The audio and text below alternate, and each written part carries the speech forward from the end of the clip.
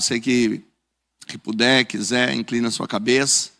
Nós vamos, independe, reverência independe da posição do corpo. Tem a ver com o estado emocional, o estado mental, o estado de espírito com que eu me aproximo de Deus. Vamos orar, vamos falar com Deus. Pai, estamos na Tua presença e nós queremos Te agradecer por esse tempo, por esse momento, por cada pessoa, por cada aluno, nossos irmãos, nossas irmãs, que entenderam que esse é o momento de se aperfeiçoar, crescer na graça e no conhecimento, porque sabemos que os desafios da igreja no século 21 são gigantescos. Ó Deus, continua nos abençoando, abre-nos o entendimento para entendermos a Tua palavra. Dai-nos a sabedoria. Deus, que toda prepotência, arrogância, orgulho intelectual caia por terra. Ó Deus eterno, que o Teu Espírito tenha primazia. Nós consagramos esse curso de teologia ao Senhor, seja para a Tua honra, Tua glória e Teu louvor, para a edificação e preparação de um corpo de obreiros saudáveis, de cristãos amadurecidos na fé, para resplandecer a Tua glória nesta terra, Senhor. Nós nos disponibilizamos e nos colocamos à sua inteira disposição no Teu querer. É isso que eu oro e Te agradeço em nome de Jesus. Amém e graças a Deus. Amém, meus irmãos? Você que está com o seu livro, pode abrir na primeira página. Nós vamos... Isso aqui eu vou ter que comprar outra mesmo. Isso aqui já era. Nós vamos iniciar então com a matéria teontologia. Nós vamos entender o sentido, o significado do termo teontologia. Mas eu quero fazer a nível de introdução uma análise aí da questão do ponto teológico, ok? Então, nós vamos iniciar estudando a matéria teontologia. Por quê? Esse é o ponto de partida para o estudo da teologia. Houve tempos que já iniciaram o estudo da teologia pela matéria bibliologia, que explica tudo referente à Bíblia, ou sobre Cristo, que explica tudo referente a Cristo, ou sobre pneumatologia, que trata tudo referente ao Espírito Santo. Mas a parte mais saudável da teologia entende que o ponto de partida tem que ser teontologia. Por quê? Porque a Bíblia começa dizendo: no princípio criou Deus os céus e a terra. Logo no primeiro verso, quem surge ali? A expressão Deus. Embora, é claro, tenha um termo ali, Elohim, que é uma forma plural, nós vamos explicar mais à frente. Mas a ideia é Deus. E teontologia é o estudo sobre o ser de Deus, ou sobre Deus. Então, nada mais excelente de que iniciarmos o curso de teologia pela primeira matéria que está descrita logo no primeiro capítulo da Bíblia, que é a pessoa de Deus. Amém? Então, vamos lá. O que é teologia? Por que eu quero fazer essa análise primeiro? Eu quero fazer um apanhado geral, mas bem sintetizado do que é teologia, para entrarmos na matéria teontologia, ok? Então, teologia normalmente se traduz por a doutrina de Deus. O que é teologia? Vamos ver aí um exemplo do uso da palavra teologia através dos séculos. Então nós vamos pregar desde o 5º século antes de Cristo até os dias atuais. Numa pincelada muito rápida para nós entendermos o sentido de teologia, o que é estudar, celebrar, viver teologia, porque teologia, acima de tudo, ela é prática. É o conhecimento que você adquire, você aplica no seu dia a dia. Do contrário, é só um conhecimento abstrato. E essa não é a ideia, tem que ser algo concreto, que tenha significado. Amém? Então, nós vamos entender primeiro o que é teologia, ok? Uma outra observação que eu quero fazer é que existem certos termos técnicos que nós vamos usar. Esses termos técnicos se faz necessário na construção do saber teológico. Não se preocupa se algumas palavras você tiver dúvida no primeiro instante. E se tiver dúvida e quiser perguntar, levante as mãos e pergunte. Não tem problema, ok? Não tenha vergonha de fazer a sua pergunta. Porque a sua pergunta ela é relevante, pode ser a dúvida de um colega. E nós juntos podemos nos edificarmos com a sua pergunta quando trouxermos a resposta. Então não tenha medo de perguntar, ok? As perguntas são interessantes. Eu estou dizendo que no processo da construção do saber teológico, a primeiro instante, tem coisas que você não vai entender. Tem coisas que você não irá compreender de repente. Mas o que é que você precisa entender? Precisa saber que à medida que os dias forem passando, que você for estudando, é como pegar um quebra-cabeça, que é isso que nós estamos fazendo agora. Nós estamos pegando um quebra-cabeça todo desmontado e nós vamos começar a montar peça por peça. Imagina a Bíblia como um quebra-cabeça desmontado, no bom sentido da palavra, e agora nós vamos pegar matéria por matéria, e nós vamos pegar ponto por ponto, e nós vamos montar esse quebra-cabeça. O quebra-cabeça, você só tem a ideia clara do que é aquele ajuntamento de peças, quando eles estão todos encaixados no seu devido lugar. E não na sua fase primária, quando ele ainda está todo bagunçado na caixa ou todo desmontado. Então, a teologia vai fazer isso. Nós vamos montar o quebra-cabeça no que tange a fé cristã, o relacionamento do homem com Deus, o pensamento religioso, o homem e a religião, e daí por diante. Amém? Fez sentido até aqui para você? Ok. Então, vamos ver aí exemplo do uso da palavra teologia. Então, o primeiro a empregar o termo teologia nem professava fé no Deus que nós servimos, da maneira que nós cremos, tendo informações escriturísticas como nós temos, com base, por exemplo, no Velho Testamento.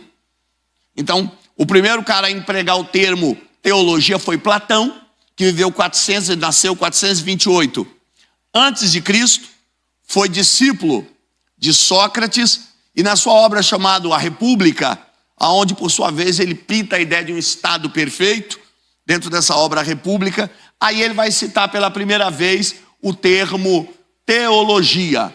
E aí é usado mais no sentido de se referir à compreensão divina de uma forma racional. Eu quero entender o espiritual, mas de uma forma lógica, racional. Diferente daquele pensamento poético dos seus contemporâneos, ou até alguns que vieram antes deles, por exemplo, que eram chamados os filósofos pré-socráticos, que foram os sofistas, que vieram antes de Platão, antes de Sócrates. Então, o pensamento do divino dessa galera antes era mais aquela coisa mais poética. E aí Platão chega com uma ideia de querer entender o espiritual, porém, ele vem mais com aquela ideia apenas racional. E Deus não pode ser analisado só no sentido racional. Então, essa aqui é a primeira vez que nós vamos ver o empregado o termo, a palavra teologia. Então, era para um cara que nem cultuava, seguia ou servia o Deus que nós cremos. Depois dele, veio o discípulo dele chamado Aristóteles, que nasce em 384 a.C. E Aristóteles, ele concede a ideia da teologia como uma ciência que indaga, que questiona, que pergunta, que tenta entender o ser divino. E aí esse cara, no caso Aristóteles, ele vai propor uma ideia chamada as 5 vias, que foi argumentos racionais para tentar entender Deus, compreender o ser de Deus, compreender a pessoa de Deus.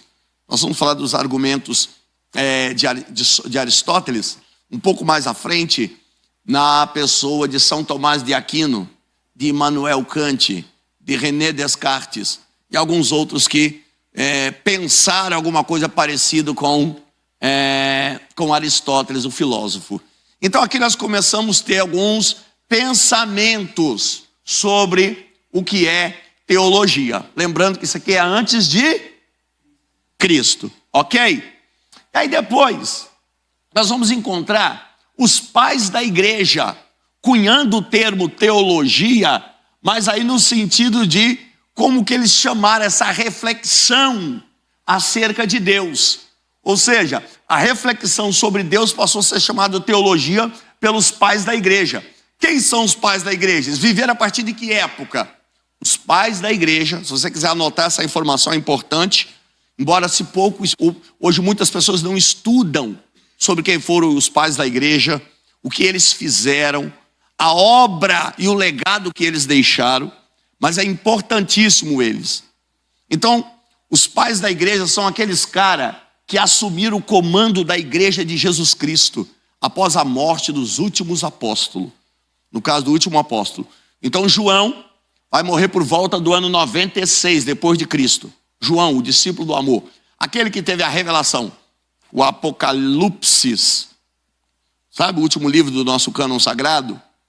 O último livro da Bíblia? Então, aquele ali, João, morreu.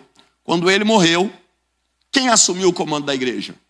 Homens piedosos, fiéis, tementes a Deus, com problemas como nós, mas que eram homens fiéis e tementes a Deus.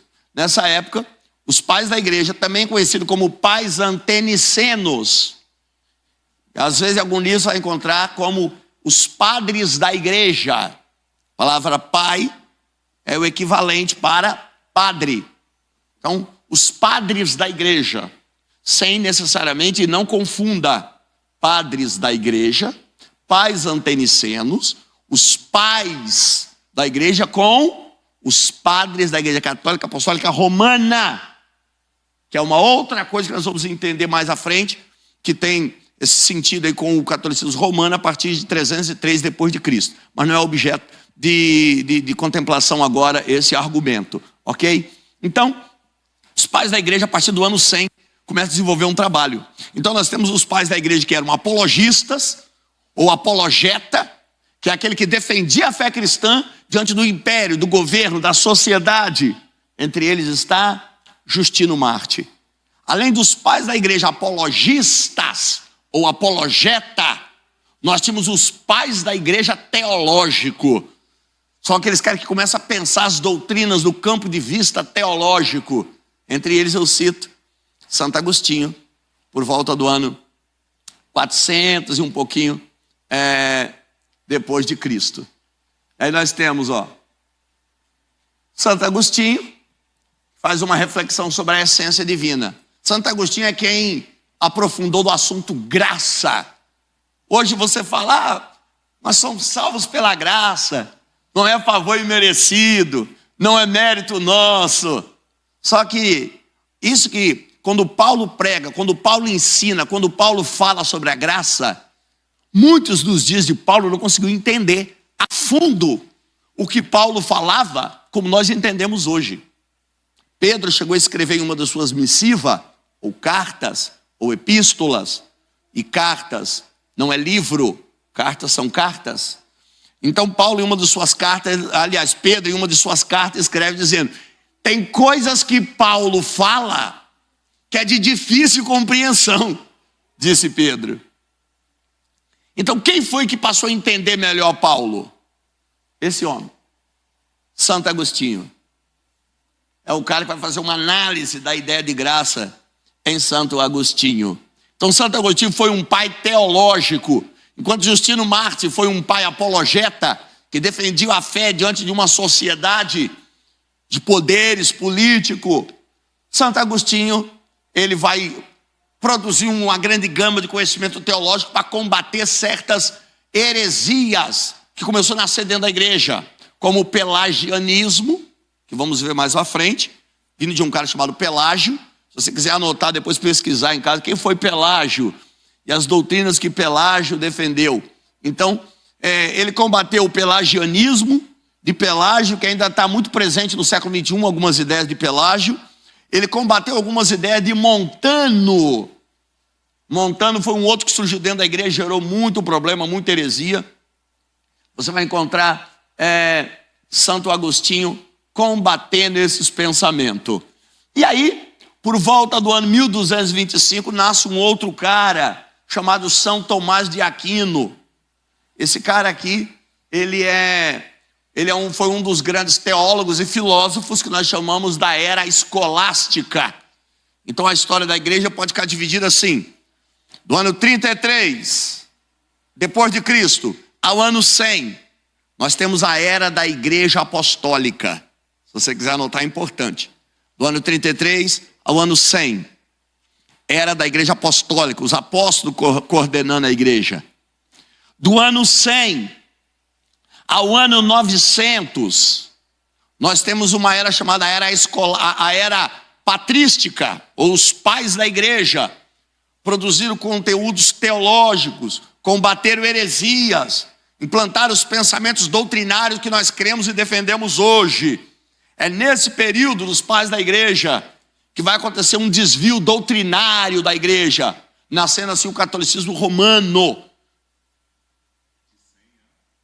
De 100 a 900 é chamada a era dos pais da igreja. Alguns colocam até o ano 500, mas eu coloco até o ano 900.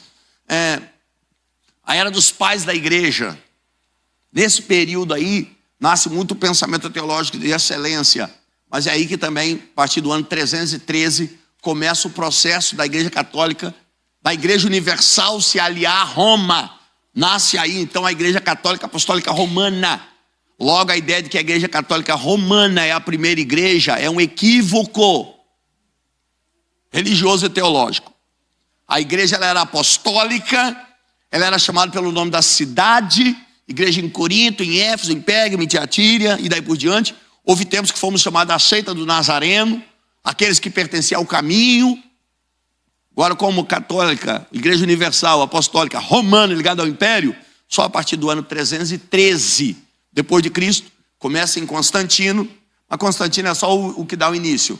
Quem conclui mesmo é Teodósio I, no ano 379 depois de Cristo. É o que conclui a união da igreja ao Estado.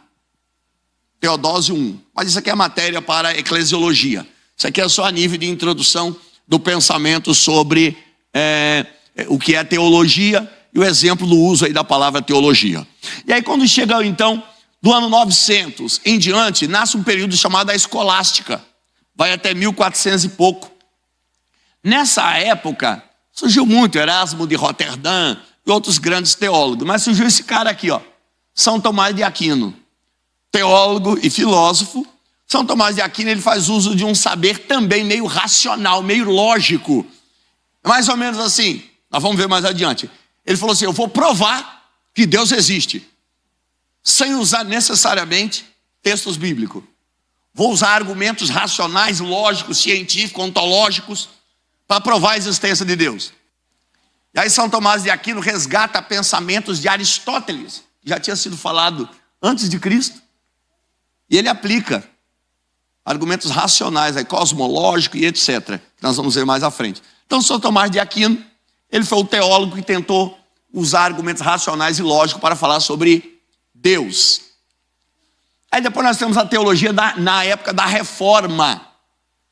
1517, Martim Lutero, um teólogo formado em direito e um católico, ele quis reformar a igreja católica, porque ele entendeu que a igreja católica havia se desviado completamente da conduta bíblica, no que tange a salvação, a maneira de professar a fé, a análise das escrituras. Ele propõe as 5 vias, que é solo Dio, solo Cristo, solo Dio da glória, solo Cristo, sola fide, sola gratia e sola escritura. Obrigado, meu pastor. Sola escritura. Obrigado também pelo sua contribuição. Sola escritura. Então, nós vamos ver aí a teologia a partir da reforma, ela passa a ser prática. Por quê? Porque a teologia, não que ela não tenha sido prática antes, por exemplo, nos dias de São Tomás, nos dias de Santo Agostinho, dos pais da igreja, mas chegou uma época que a teologia estava tão rasa, tão racional, tão mal interpretada pela igreja católica, pelos bispos, pelo Papa, que quando chega em 1517, a teologia ela passa a ser prática. Não é apenas um argumento religioso abstrato, mas é algo concreto, é algo de prática, é algo de se viver no dia a dia. É crer, ver Deus e a Bíblia e praticar a doutrina bíblica no seu dia a dia. Então não é só conhecer a teologia, não é só conhecimentos da Bíblia, mas aplicar isso na prática, no dia a dia. É por isso que hoje nós falamos que nós fazemos teologia, celebramos teologia, nós vivemos teologia. Eu comecei a estudar teologia lá atrás, em 2004. Até hoje eu estudo teologia. Eu não parei de estudar teologia e não pretendo parar tão cedo, porque teologia passou a fazer parte da minha vida, é a minha vida, é o meu dia a dia. Teologia não é simplesmente 1 ano, 2, 3, 4 anos que você possa fazer de curso. Um dos meus professores, chamado Adaltino, ele dizia: Márcio, eu estudo teologia há 33 anos. Isso na época, em 2004. Ele dizia: eu estudo teologia há 33 anos. Ele dizia: não me cansei ainda. Entende? Fez sentido para vocês? Alguma pergunta até aqui? Dentro do campo, na ideia teológica? Alguma pergunta? Fica à vontade, irmãos.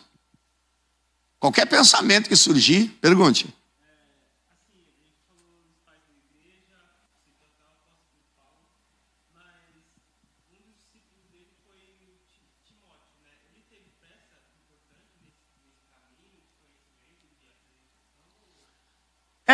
Eu, na verdade, irmãos, eu peguei só tópicos para falar de teologia. Mas a igreja, ela é recheada de nomes e contribuições que se deu para a igreja. Até aquele simples artesão, o escravo, o soldado, contribuíram para o crescimento da igreja. Produções teológicas, por exemplo, Timóteo, ele não deixa registrado uma carta para a igreja, mas existe documentos históricos de fala, de ensinamento. Por exemplo, nós estudamos dentro da história da igreja, Lázaro se tornou um bispo, Maria Madalena se tornou missionária em Marsella, na França, Zaqueu, o publicano, se tornou bispo da igreja. Está entendendo? Porque a ideia, imagina, hoje o irmão larga o copo de cachaça, aceita Jesus, daqui a pouco está pregando, aí o Lázaro que morreu e ressuscitou vai ficar um anônimo na história. O Zaqueu, o publicano, que fez aquela renúncia e se entrega a Cristo, Jesus diz: hoje veio cá a salvação, porque esse também era filho de Abraão. Você acha que ele ficou por aí mesmo? Então, existem documentos, informações, que mostram que essas pessoas, sim, produziram para o reino de Deus, quer seja por meio da pregação, ganho de almas, em alguns casos produziram até alguns conteúdos. Foi deixado como legado para a igreja. Hoje você pode comprar Eusébio de Cesareia, que foi um dos pais da igreja. Você vai pegar ele ali entre o final do 1º século e o 2º século. Eusébio de Cesareia escreve a história da igreja. Você pode comprar o livro do cara hoje. Imagina você comprar um livro de Flávio Josefo, que nasceu no ano 35, 2 anos depois que Jesus morreu. Escreveu a história dos hebreus. Então existe muita coisa aí dentro de conteúdo que você pode usar para aprender muita coisa.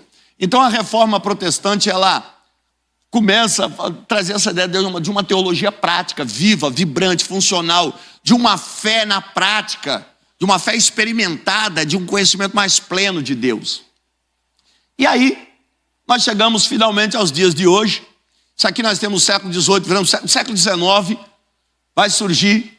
Então, passou a teologia, a época da reforma, a igreja foi reformada, apareceu a igreja protestante, onde nós somos raiz hoje, a igreja protestante, ok? Da reforma. Aí surge, no século XIX, virando o século XX, essas 4 tipos de teologia aqui, que eu classifico ambos como uma desgraça, uma praga que veio para atrapalhar a igreja. Teologia liberal, o pai dela foi chamado de Schleiermacher, um alemão. Schleiermacher é o cara que vai tentar racionalizar, humanizar o conhecimento acerca de Deus. Ele vai querer... qual é a preocupação dessa sociedade? O iluminismo aconteceu, os cientistas ganham notoriedade, a igreja católica perde aquele monopólio que tinha sobre a cultura, sobre o saber, os cientistas surgem.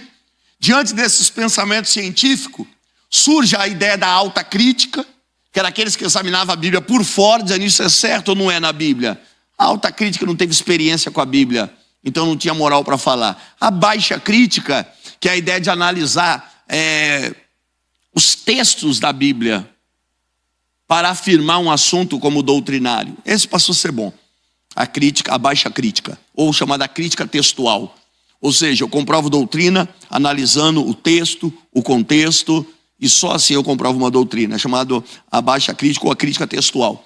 Então, nessa época de muita racionalização, do pensar científico, surgem esses caras querendo fazer a teologia, dar as mãos com a ciência, para que nós não ficássemos para trás e fôssemos ridicularizados.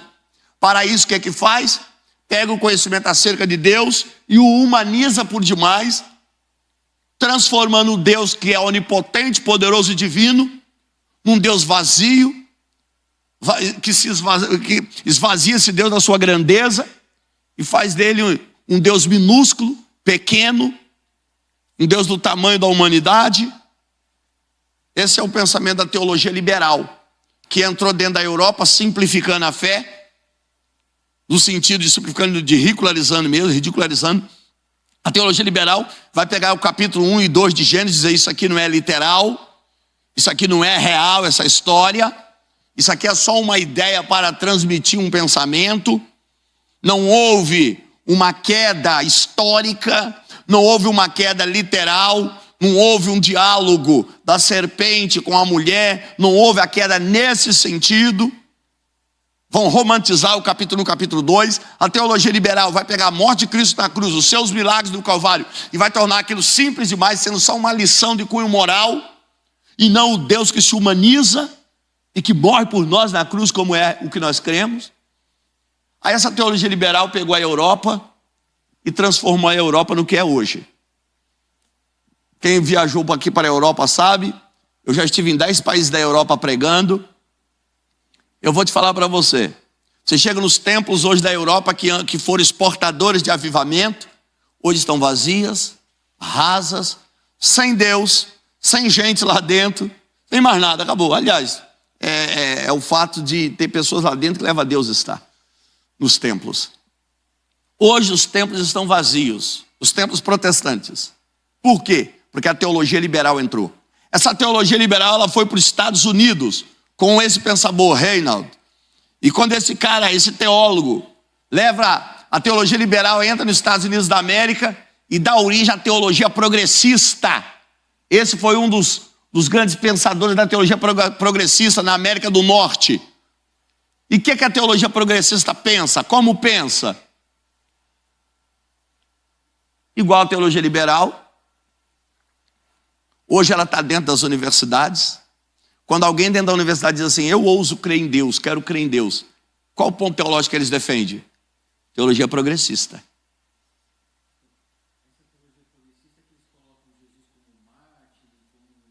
Só mártir. Só um exemplo moral só. Eles também pegam o capítulo 1, capítulo 2 e não colocam como literal. De Gênesis. Né? Essa teologia progressista, ela está muito presente hoje no Brasil. Ela veio para o Brasil. Não é aquela ideia da hipergraça. Teologia progressista, nós não vamos falar de contexto político aqui, pelo menos não é essa a ideia hoje, mas a teologia progressista ela é muito defendida hoje, dentro das universidades, por quem se identifica, e nada contra você se identificar assim no contexto político, não estou falando do contexto teológico, com o pensamento político da esquerda, se identifica com a teologia progressista. Ok? Mas aí, isso aqui eu estou falando, o contexto político, você se identifica do jeito que você quiser.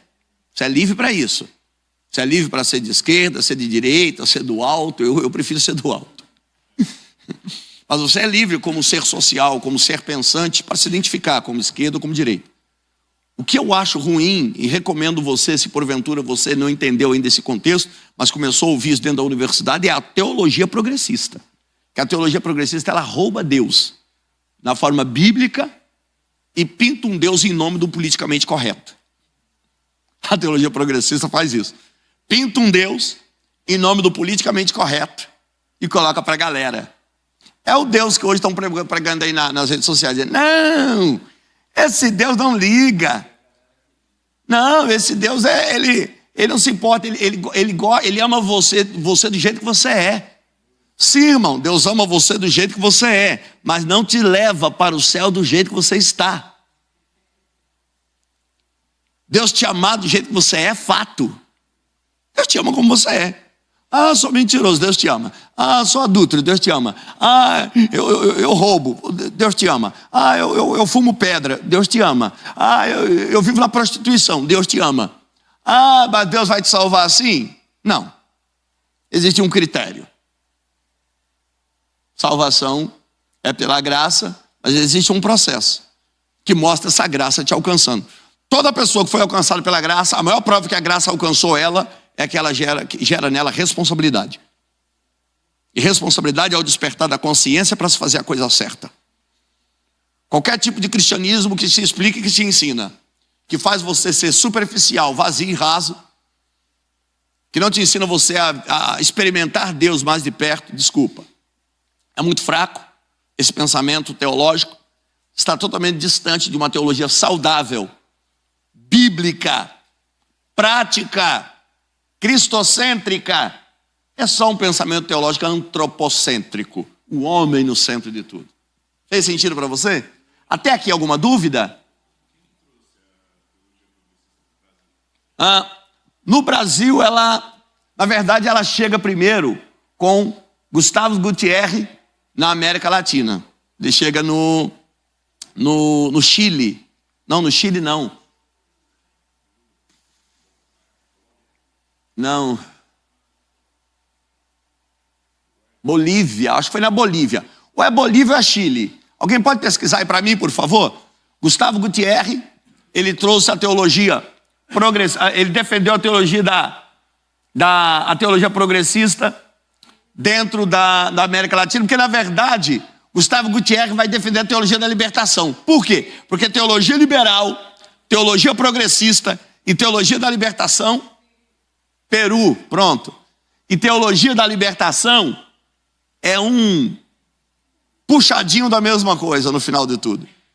Qual é a ideia E por último, a teologia da prosperidade, defendida por um pentecostal chamado Oral Roberts, nos Estados Unidos da América. A teologia da prosperidade é, quando você obedece, Deus te recompensa com coisas materiais. Esse é o pensamento teológico da teologia da prosperidade. Com obediência sua, Deus te abençoa com coisas materiais. E não é que, se você é fiel a Deus, que Deus não te abençoa, que Deus te abençoa sim. Mas não no sentido da teologia da prosperidade, que a teologia da prosperidade, ela refuta, ela rejeita que você passe por luta, provas, adversidades.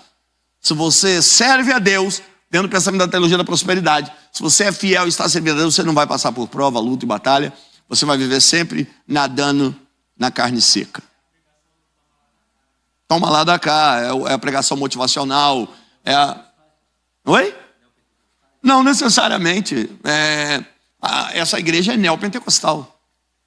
E essa igreja defende um ponto teológico saudável. O que é neopentecostal? Ou o novo pentecostal? O neopentecostal?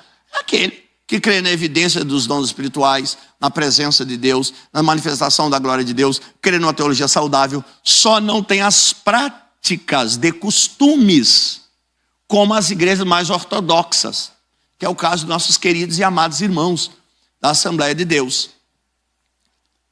Que eles, além de defender doutrinariamente o que nós defendemos, eles defendem questões de costumes, de, por exemplo, a mulher. Não, costume, doutrina, a mesma que eles defendem, nós defendemos. Doutrina é da salvação.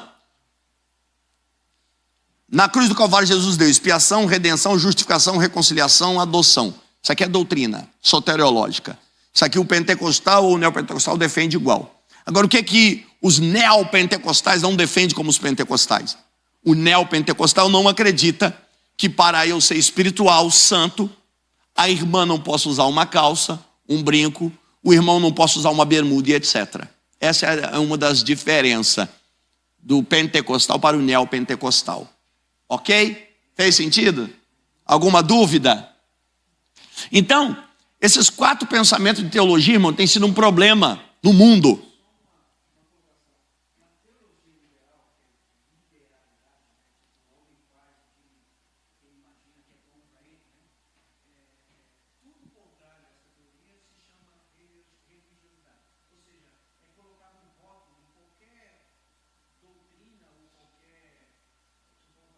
Ortodoxa.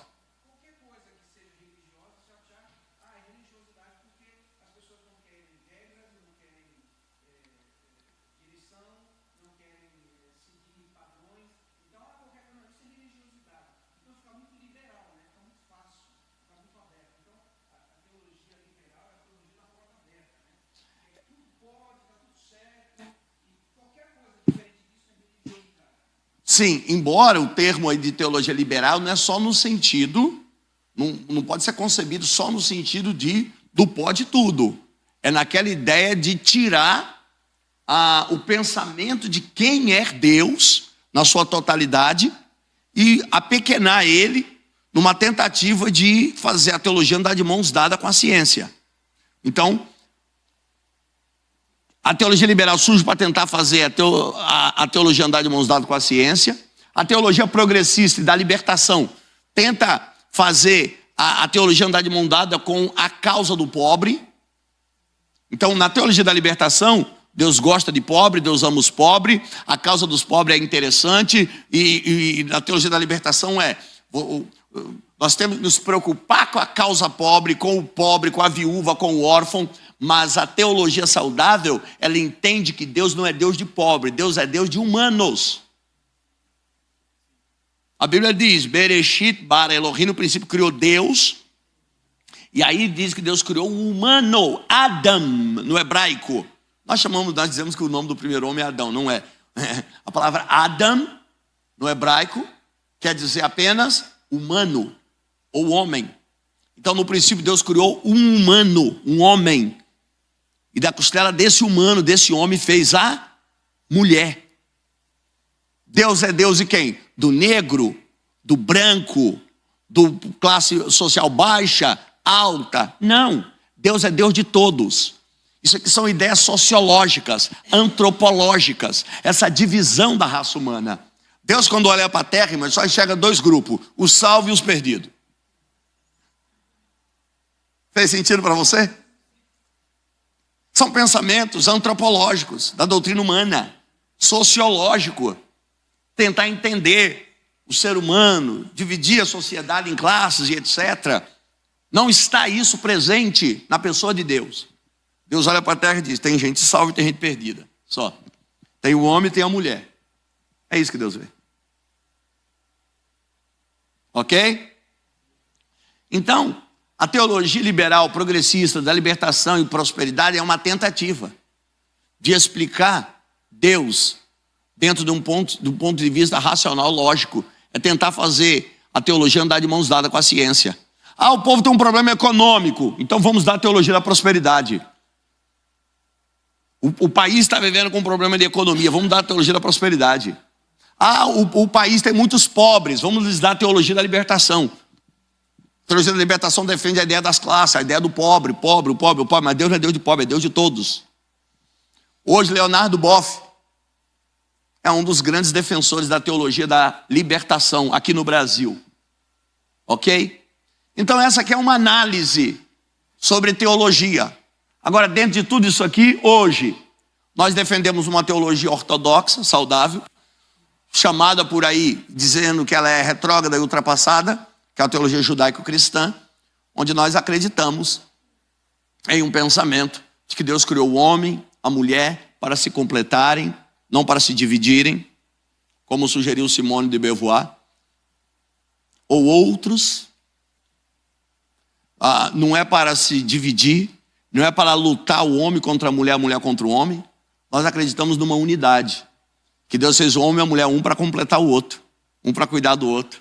Nós acreditamos no Pai, no Filho e no Espírito Santo, cremos numa salvação, nós cremos numa igreja poderosa, cheia de Deus, acreditamos numa igreja que representa bem Cristo na terra, que proclama o Evangelho ao pobre e ao rico. Nós queremos que essa igreja se identifica com missões, que essa igreja investe no campo missionário. Essa teologia ortodoxa, com esse pensamento centrado, é o que nós defendemos e ensinamos hoje. Amém?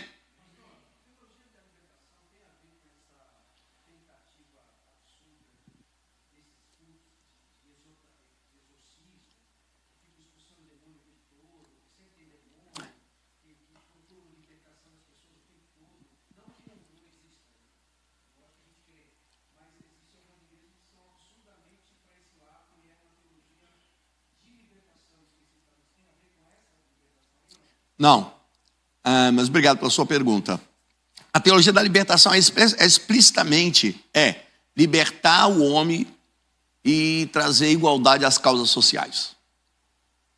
é libertar o homem do capitalismo, é a ideia da vinculação, da preocupação com a causa do pobre. É isso aqui, a libertação nesse sentido.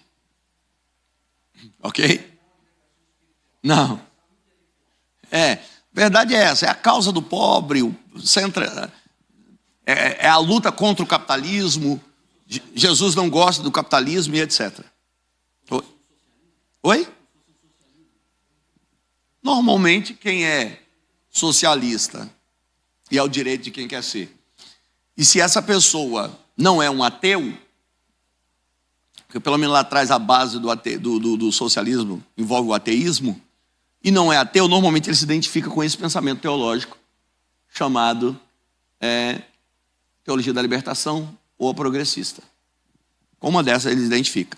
Qualquer pessoa hoje que goste, que se identifica politicamente no contexto aí como socialista, como comunista, ela vai gostar teologicamente ou da teologia da libertação ou da teologia progressista. Só recomendo a vocês, independente da posição de cada um politicamente, no sentido teológico, analisa, porque tanto a teologia da libertação, tanto a teologia progressista quanto a liberal, não crê no Deus do sacrifício da cruz como ele é explicado na Bíblia. Não crê no Gênesis 1, Gênesis 2 de forma literal. Ok? E agora sim, após esses argumentos, vamos lá.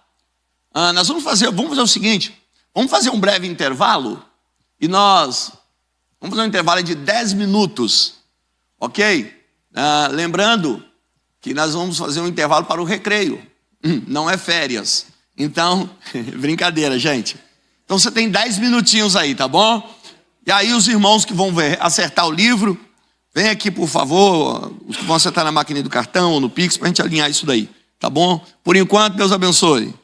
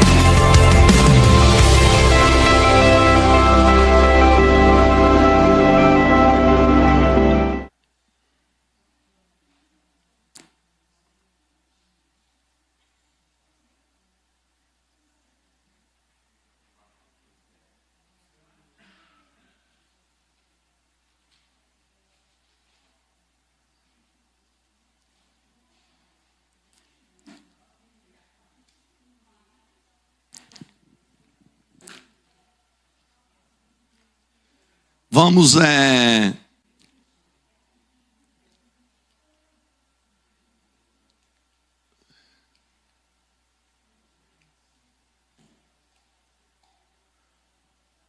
vamos trabalhar a partir daqui o termo teontologia. Vamos entender aí por quê, já que a palavra teologia significa estudo de Deus, por que que teontologia passa a ser a doutrina de Deus, o estudo de Deus? Vamos entender aí esse contexto, ok? Todos já estão aí? Todos voltaram? Pastor Eli, o senhor conseguiu resolver o meu problema? Senão vamos pedir um socorro aqui, né? Quem sabe aparece alguém, um santo. O que o senhor acha?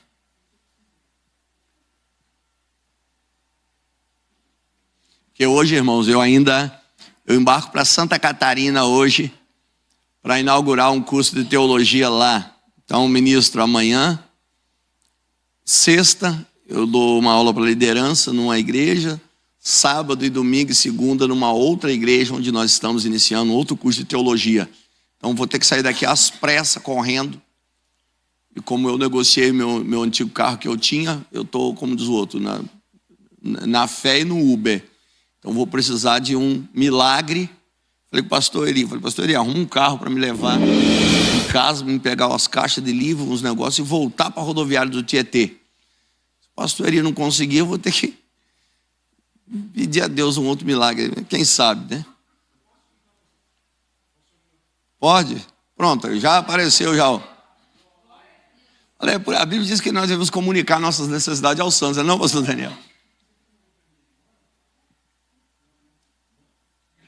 Osasco, dá uns 50 minutos. Acho que à noite deve estar até menos, eu acho. O que é teontologia? Alguém tem uma ideia e explicaria o porquê? Aliás, a ideia do que é, todo mundo já deve saber. Agora, por quê? Alguém sabe? Ok, vamos lá. Então, o que é teontologia? É a primeira pergunta. A segunda, de onde vem a palavra teontologia? Então, por volta de 1800, lá vai bolinha para 1900, surge um cara chamado Lev Sperry Chafer.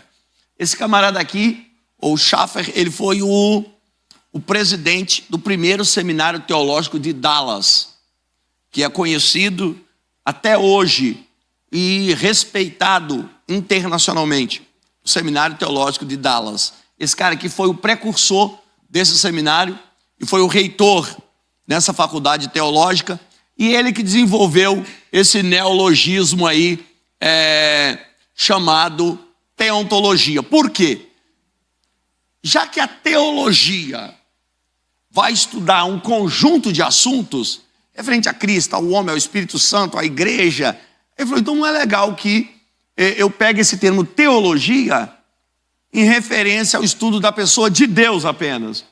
Então, assim como existe uma matéria que estuda a pessoa de Jesus, de Cristo, que é a cristologia, assim como tem uma matéria que estuda o homem, que é a antropologia, ele diz, então nós temos que ter também um nome específico para o estudo exclusivo do ser de Deus, já que teologia, que significaria o estudo de Deus, engloba o todo.